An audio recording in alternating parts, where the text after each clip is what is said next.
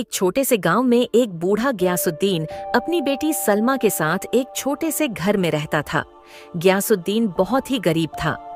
वह जंगल से लकड़ी काट कर लाता और बाजार में बेचकर अपने घर का गुजारा करता था, लेकिन उसके अंदर अब इतनी जान नहीं बची थी कि वो लकड़ी काट सके। उसकी बेटी सलमा बहुत ही सुंदर और होनहार थी। सलमा अपने घर पर सिलाई करके थोड़े बहुत पैसे कमा लिया करती थी। एक दिन गयासुद्दीन लकड़ी काटने जा रहा होता है, तभी उसकी बेटी कहती है, पिताजी, मैंने आपसे कितनी बार कहा है, अब आपके शरीर में इतनी जान नहीं है कि आप लकड़ी काट सको। आपको आराम की जरूरत है। आप आराम क्यों नहीं करते हो? बेटा, मैं आराम कैसे कर सकता हूँ? तेरी शादी भी करनी है और उस सूदखोर के पैसे भी तो देने हैं। मुझे हर वक्त डर लगा रहता है, कहीं वह सूदखोर अपना कर्ज लेने ना आ जाए। बेटा, वह बहुत ही बेरहम इंसान है। अगर मैंने उसका कर्ज नहीं दिया तो वह मेरी जान ले लेगा। पिताजी, आप परेशान क्यों होते हो? खुदा जरूर कोई रास्ता निकालेगा। और मैं भी तो सिलाई करती हूँ। आज से मैं दिन रात सिलाई करूँगी, जिससे हम उस सूदखोर के पैसे दे देंगे। बेटी की यह बात सुनकर बूढ़े गयासुद्दीन की आंखों में आंसू आ जाते हैं और बगैर कुछ कहे जंगल की ओर निकल जाता है। सलमा पिताजी की आंखों में आंसू देखकर बहुत परेशान होती है। शाम को जब गयासुद्दीन कटी हुई लकड़ी बाजार में बेचकर घर लौटता है, तो उसकी बेटी उसे खाना देती है और उसके पास बैठकर बोलती है, पिताजी, तुम किसी से थोड़े बहुत दिन के लिए पैसे उधार लेकर उस सूदखोर का कर्ज क्यों नहीं दे देते? बेटा, बुरे वक्त में कोई यार दोस्त मदद नहीं करता, हर कोई मुंह मोड़ लेता है। और वैसे भी मेरे सारे दोस्त और सभी रिश्तेदार भी गरीब हैं। वह बेचारे खुद मुश्किल से अपना गुजारा कर पाते हैं। ऐसे में मेरी मदद भला वह कैसे करेंगे? मेरा कोई अमीर दोस्त भी नहीं है जो इस मौके पर मेरी मदद कर सके। लेकिन पिताजी, हमें कैसे भी करके सूदखोर के पैसों का इंतजाम करना होगा। वह परसों अपने पैसे लेने आएगा। अगर उसे पैसे नहीं मिले तो वह पता नहीं हमारे साथ क्या सुलूक करेगा। गयासुद्दीन बेबस और मजबूर था। उसको समझ में नहीं आ रहा था कि वह सूदखोर से अपना पीछा कैसे छुड़ाए। अगले दिन जब बूढ़ा गयासुद्दीन जंगल में लकड़ी काटने के लिए गया, तो उसे जंगल में एक आदमी मिला। वह गयासुद्दीन के हाथ में कुल्हाड़ी देखकर बोला, तुम्हारी कुल्हाड़ी देखकर मालूम होता है कि तुम एक लकड़हारे हो और इस वक्त लकड़ी काटने जा रहे हो। हाँ बेटा, मैं एक लकड़हारा हूँ और इस वक्त मैं लकड़ी काटने ही जा रहा हूँ। क्या तुम्हें मुझसे कुछ मदद चाहिए? मदद तो कुछ नहीं चाहिए, लेकिन अब तुम्हें सजा से कोई बचा नहीं सकता। हो सकता है राजा तुम्हें सूली पर लटका दे, या हो सकता है कि उम्र भर के लिए जिंदा में डाल दे। ये तुम क्या कह रहे हो बेटा? मैंने तो ऐसा कोई काम नहीं किया जिसके लिए राजा मुझे यह सजा देगा। क्या तुम नहीं जानते, राजा ने पेड़ काटने पर रोक लगाई हुई है। अगर कोई भी पेड़ काटता हुआ पकड़ा गया तो राजा उसे सख्त से सख्त सजा देगा। अब तुम्हें मेरे साथ राजा के पास चलना होगा। बेटा, अगर मैं लकड़ी नहीं काटूं तो मेरे घर का गुजारा कैसे होगा? अगर तुम चाहते हो कि तुम्हारे घर का गुजारा चलता रहे और राजा तुम्हें सजा ना दे, तो उसके लिए तुम्हें मुझे पैसे देने होंगे। मैं राजा को तुम्हारे बारे में कुछ भी नहीं बताऊंगा। अजनबी की बात सुनकर गयासुद्दीन की आंखों में आंसू आ जाते हैं। तुम रो क्यों रहे हो? रोने धोने से कोई काम नहीं चलेगा, पैसों से काम चलेगा। अगर तुम चाहते हो कि राजा तुम्हें सजा ना दे, तो तुम्हें पैसे देने ही होंगे, वरना मैं तुम्हें राजा के पास ले जाऊंगा। बेटा, पैसे तो मेरे पास नहीं है। तुम चाहो तो मुझे राजा के पास लेकर जा सकते हो। तुम्हें सजा से डर नहीं लगता जो चंद पैसों के लिए अपनी जान जोखिम में डाल रहे हो? बेटा, मेरी एक जवान बेटी है, मुझे उसकी शादी करनी है। उससे पहले मुझे सूदखोर के पैसे भी देने हैं, वरना वो मेरी जान ले लेगा। बूढ़ा गयासुद्दीन अपनी सारी बात इस अजनबी आदमी को बताता है। गयासुद्दीन की बात सुनकर वह कहता है, देखो, वैसे तो मैं किसी पर भी रहम नहीं करता हूँ, लेकिन तुम बूढ़े हो और तुम्हारी एक बेटी भी है जिसकी तुम्हें शादी करनी है। मैंने आज तक कोई भी अच्छा काम नहीं किया है, लेकिन हाँ, आज जरूर करूंगा। क्या पता इस काम से ईश्वर मुझसे राजी हो जाए और मेरे पापों को क्षमा कर दे। तभी वह आदमी सोने के सिक्कों से भरी एक थैली निकालकर गयासुद्दीन को दे देता है। इस थैली में सोने के सिक्के हैं। इन सिक्कों से तुम सूदखोर का कर्ज दे देना और बचे हुए सिक्कों से अपनी बेटी की शादी कर देना। अब तुम यहाँ से जाओ। बूढ़ा गयासुद्दीन उस आदमी को दुआ देता है और खुशी खुशी अपने घर की ओर निकल जाता है। रास्ते में उसे चक्कर आने लगते हैं, इसलिए वह एक पेड़ के नीचे आराम करने के लिए बैठ जाता है। कुछ ही देर में उसे नींद आ जाती है। तभी एक चोर आता है और बूढ़े गयासुद्दीन की सोने के सिक्कों से भरी थैली चुरा कर ले जाता है। थोड़ी दूर जाने के बाद जब वह चोर थैली खोलकर देखता है तो वह खुशी से नाचने लगता है और कहता है, अरे वाह, इतने सारे सोने के सिक्के, आज तो मेरी तकदीर खुल गई। अब मेरी बीवी बच्चों को भूखा नहीं रहना पड़ेगा। इन सिक्कों से तो मेरा सालों का गुजारा हो जाएगा। इतना कहकर चोर अपने घर की ओर निकल जाता है। उधर जब बूढ़े ग्यासुद्दीन की आंख खुलती है तो वह एकदम अपनी थैली देखता है, लेकिन उसे सोने के सिक्कों की थैली नहीं मिलती। ग्यासुद्दीन बहुत घबरा जाता है, उसके रोंगटे खड़े हो जाते हैं। वह अपने आप को कोसने लगता है। या खुदा, यह क्या हो गया? ना मैं सोता, ना वह सोने के सिक्कों की थैली चोरी होती। वर्षों बाद एक खुशी मिली थी, लेकिन वो भी छिन गई। अब मेरी बेटी की शादी कैसे होगी? मैं उस सूदखोर का कर्ज कहाँ से दूंगा? या खुदा, इस लाचार बेबस की मदद कर। बेचारा ग्यासुद्दीन गम में डूबा हुआ अपने घर की ओर निकल जाता है। उधर वह चोर अपनी बीवी से कहता है, तुम मुझे हर वक्त उल्टा सीधा कहा करती थी कि मैं कुछ करता धरता नहीं हूँ। यह देखो, सोने के सिक्कों से भरी हुई थैली। इन सिक्कों से हमारा कम से कम 2 साल का गुजारा हो जाएगा। अब मुझे कुछ भी करने की जरूरत नहीं है। तुम इतने सारे सोने के सिक्के कहाँ से लाए हो? तुम्हारी यह सवाल करने की आदत कब जाएगी? मैं यह सोने के सिक्के कहाँ से लाया हूँ? तुम्हें इस बात से क्या मतलब है? मतलब है क्योंकि मैं जानना चाहती हूँ, कहीं तुम ये सोने के सिक्के चुरा कर तो नहीं लाए? हाँ, मैं चुरा कर लाया हूँ। एक बूढ़ा आदमी पेड़ के नीचे सो रहा था, उसी की जेब से मैं यह सोने के सिक्कों की थैली निकाल कर लाया हूँ। अब तुम चोरी भी करने लगे। तुम्हें सोने के सिक्कों की थैली चुराते हुए डर नहीं लगा? क्या तुम दूसरों को दुखी करके खुश रहना चाहते हो? वो बेचारा बूढ़ा गरीब आदमी किस हाल में होगा? पता नहीं उसने ये सिक्के किस काम के लिए रखे होंगे और तुम उन्हें चुरा कर ले आए। अरे वो गरीब नहीं है, वो एक मालदार आदमी है। तुम्हें कैसे पता वो मालदार आदमी है? तुम जानते हो उसे? मैं उसे जानता तो नहीं हूँ, लेकिन वह गरीब नहीं है, क्योंकि कोई भी गरीब आदमी कभी इतने सारे सोने के सिक्के लेकर यूं बेफिक्र नहीं सोता पेड़ के नीचे। हमें इस बात से कोई मतलब नहीं है कि वह मालदार है या गरीब।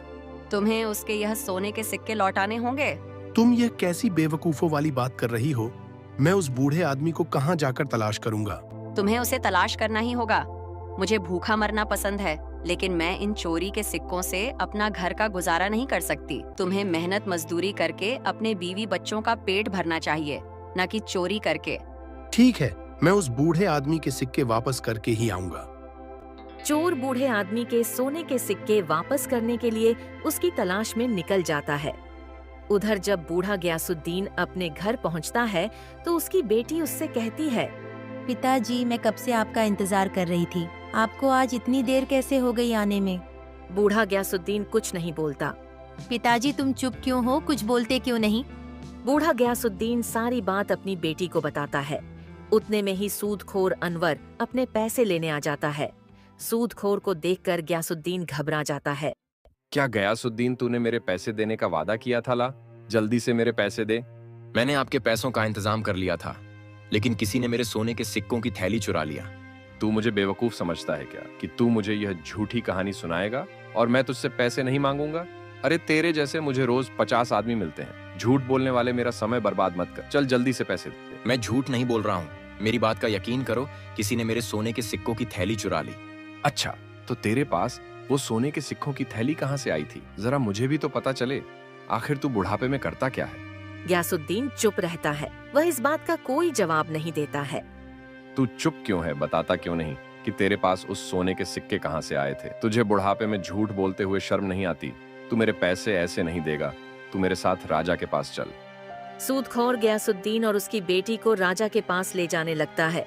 रास्ते में जब गांव वाले सूदखोर को देखते हैं तो वह कहते हैं, अरे देखो, ये सूदखोर बेचारे बूढ़े ग्यासुद्दीन और उसकी बेटी को राजा के पास ले जा रहा है। सत्यानाश हो इस मर सूदखोर का। बेचारे बूढ़े आदमी को राजा के पास ले जा रहा है। पता नहीं राजा बूढ़े को क्या सजा देगा। खुदा इसे गारत करे। मुझे भी 10 दिन बाद इसका कर्ज चुकाना है। दुनिया मर रही है, मगर ना जाने इसको मौत क्यों नहीं आती। कभी बीमार भी नहीं होता। गरीबों पर जुल्म कर कर के सांड हो रहा है। सूदखोर राजा के दरबार में पहुंच जाता है और राजा से कहता है, महाराज, 2 साल पहले ग्यासुद्दीन ने मुझसे कर्ज लिया था और आज इसने मेरा कर्ज देने का वादा किया था, लेकिन अभी तक इसने मुझे कुछ भी नहीं दिया और यह मुझसे झूठ बोल रहा था कि इसने मेरे पैसों का इंतजाम कर लिया था, लेकिन कोई इसके सोने के सिक्कों की थैली चुरा कर ले गया है। तुम ऐसे आदमी को कर्ज देते ही क्यों हो जो उसे चुका ना सके? लेकिन महाराज, ये मेरे घर के सामने आकर रो रहा था। मुझे इस पर तरस आ गया, इसलिए मैंने इसे कर्ज दे दिया, वरना मैं ऐसे लोगों को कभी भी कर्ज नहीं देता हूँ जो कर्ज लौटा ना सके। पूरी बात सुनने के बाद राजा बोला, यहाँ के कानून के अनुसार जो भी व्यक्ति ठीक समय पर अपना कर्ज नहीं चुकाता है, उसके घर के सभी सदस्य कर्ज देने वाले की गुलामी करेंगे जब तक कि वह अपना कर्ज चुका ना दे। राजा का फैसला सुनते ही बूढ़ा गयासुद्दीन डर से कांपने लगा, क्योंकि अब उसे और उसकी बेटी को सूदखोर की गुलामी करनी पड़ेगी। लेकिन मैं बूढ़े गयासुद्दीन की उम्र का लिहाज करते हुए मैं गयासुद्दीन को कर्ज चुकाने के लिए 1 दिन की मोहलत और देता हूँ। अगर गयासुद्दीन तुमने 1 दिन के अंदर अनवर का कर्ज नहीं दिया तो तुम्हें और तुम्हारी बेटी को अनवर की गुलामी करनी होगी। राजा का फैसला सुनने के बाद सूदखोर गयासुद्दीन के साथ उसके घर चला जाता है और गयासुद्दीन से कहता है, गयासुद्दीन, जब तू मेरे पैसे 2 साल में ना दे सका तो 1 दिन में कहां से देगा? एक काम कर, अपनी इस खूबसूरत बेटी की शादी मेरे साथ कर दे। तेरी बेटी मेरे साथ राज करेगी और मैं तेरे साथ भी अच्छा बर्ताव करूंगा। मैं तेरे जैसे सूदखोर के साथ कभी शादी नहीं करूंगी। तू बेरहम है और लोगों पे जुल्म करता है। तो ठीक है, अगर तेरे बाप ने मेरा 1 दिन के अंदर कर्ज नहीं दिया तो तुम दोनों मेरे गुलाम हो जाओगे और मैं तेरे इस बूढ़े बाप को इतना सख्त काम दूंगा कि इसकी रूह कांप उठेगी। अब मैं जा रहा हूँ और 1 दिन बाद आऊंगा। यह कहकर सूदखोर चला जाता है। फिर सलमा गयासुद्दीन से कहती है, पिताजी, 1 दिन के बाद हम इस मनहूस का कर्ज कहाँ से देंगे? अगर हमने इसका कर्ज नहीं दिया तो यह हमारे साथ बहुत जुल्म करेगा। पिताजी, मैं तुम्हारे ऊपर जुल्म होते हुए नहीं देख सकती। इस जालिम ने बहुत से लोगों को परेशान किया है। किसी का घर छीन लिया तो किसी की जमीन छीन है। पिताजी, अगर आपकी इजाजत हो तो मैं इस मनहूस सूदखोर से शादी कर लेती हूँ, वरना यह तुम्हारे साथ बहुत बुरा सलूक करेगा। नहीं बेटा, तुम उस सूदखोर से शादी मत करना। अगर हमारे मुकद्दर में सूदखोर की गुलामी लिखी है तो हम इससे भाग नहीं सकते हैं। लेकिन पिताजी, वह सूदखोर बहुत बेरहम है। उसे किसी पे तरस नहीं आता। वह तुम्हारी उम्र का भी लिहाज नहीं करेगा। बेटी, खुदा जरूर कोई रास्ता निकालेगा और जल्द ही यह मुश्किल वक्त गुजर जाएगा। इतना कहकर बूढ़ा गयासुद्दीन जंगल की ओर निकल जाता है और उसी पेड़ के नीचे जाकर बैठ जाता है जहाँ से उसके सोने के सिक्के की थैली चोरी हुई थी। वो देर तक टकटकी बांधे आसमान की तरफ देखता रहता है और न जाने क्या क्या सोच रहा होता है। उसको कुछ समझ नहीं आ रहा कि वो अब करे तो क्या करे। उतने में ही वह चोर बूढ़े गयासुद्दीन की तलाश करते हुए वहां आ जाता है। बूढ़े गयासुद्दीन को पेड़ के नीचे देखकर बहुत खुश होता है। फिर वो गयासुद्दीन से कहता है, बुजुर्ग बार तुम्हारी हालत देखकर मालूम होता है तुम किसी बड़ी मुसीबत में हो। तुम मुझे अपनी परेशानी बता सकते हो। मुझसे जो हो सकेगा मैं तुम्हारी मदद करूंगा। बूढ़ा गयासुद्दीन चोर के गंदे और फटे हुए कपड़े देखकर बोला, बेटा, तुम्हारे कपड़ों पर लगे पवन तुम्हारी कहानी खुद कह रहे हैं। इन्हें देखकर मैं कैसे विश्वास करूं कि तुम इस बुरे वक्त में मेरी मदद करोगे। सुनो, तुम मेरे कपड़ों पर लगे पैबंद को देखकर मेरी हालत पर मत जाओ। आप एक बार अपनी परेशानी मुझे बताइए। मैं पूरी कोशिश करूंगा कि तुम्हारे परेशानी को दूर कर सकूं। बेटा, 2 साल पहले मैंने एक सूदखोर से कर्ज लिया था, लेकिन मैं अभी तक उसका कर्ज नहीं दे पाया। अगर मैंने कल तक उसका कर्ज नहीं दिया तो मुझे और मेरी बेटी को उसकी गुलामी करनी पड़ेगी। एक नेक दिल इंसान ने मुझे कुछ सोने के सिक्के दिए थे। मैंने सोचा कि इन सिक्कों से अपनी बेटी की शादी कर दूंगा और उस सूदखोर का कर्ज दे दूंगा, लेकिन किसी ने वह सोने के सिक्के चुरा लिए। चोर सोने के सिक्कों की थैली बूढ़े गयासुद्दीन के सामने रख कर कहता है, क्या यह तो नहीं है तुम्हारे सोने के सिक्कों की थैली?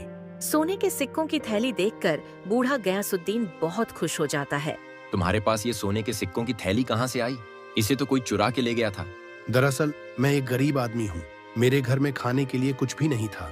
मेरे बीवी बच्चे भूखे थे, इसलिए मैं कोई काम देखने निकला था, लेकिन मुझे किसी ने काम नहीं दिया। आप मुझे इस पेड़ के नीचे सोते हुए दिखाई दिए। मैंने आपकी ये सोने के सिक्कों की थैली चुरा ली, जिससे मेरे घर का गुजारा हो सके, मेरे बीवी बच्चों को भूखा ना रहना पड़े।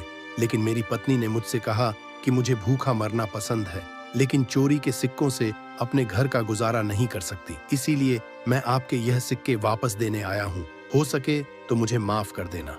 मेरी वजह से तुम्हें इतनी तकलीफों का सामना करना पड़ा।